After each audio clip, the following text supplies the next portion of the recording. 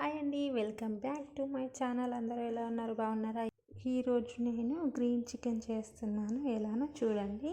ముందుగా చికెన్ను మంచిగా ఉప్పు నీటితో మంచిగా కడిగేసుకోవాలి. తర్వాత అందులో కొంచెం పసుపు వేసుకోవాలి. కసూరి మేతి, అల్లం వెల్లుల్లి పేస్ట్, కొంచెం హాఫ్ లెమన్ పిండుకొని మంచిగా కలుపుకొని ఒక 30 మినిట్స్ సైడ్కి పెట్టుకోవాలి.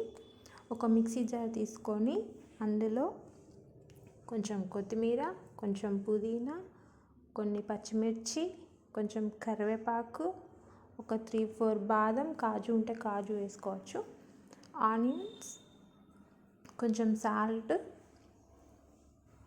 వేసుకొని మెత్తగా మిక్సీ పట్టుకోవాలి. కొన్ని వాటర్ వేసుకుంటే పేస్ట్ అయిపోతుంది. తర్వాత ఆ పేస్ట్ను చికెన్కి పట్టించి తర్వాత ధనియా పౌడర్, కొంచెం గరం మసాలా వేసి మంచిగా కలుపుకొని సైడ్కి పెట్టుకోవాలి.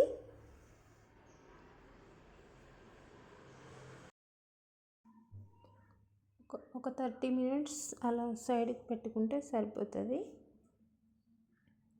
తర్వాత ఒక బాండీ పెట్టి అందులో బటర్ ఆర్ ఆయిల్ ఏదైనా పర్లేదు వేసుకొని అందులో కొంచెం సాజీరా, ఒక 2 యాలకులు, 2 లవంగాలు, సన్నగా కట్ చేసుకున్న ఆనియన్స్ అండ్ పచ్చిమిర్చి వేసి కలుపుకున్న తర్వాత చికెన్ వేసి కొంచెం సేపు కలుపుకొని తర్వాత మనకు సరిపడా వాటర్ వేసుకొని చికెన్ని మంచిగా ఉడికించుకోవాలి.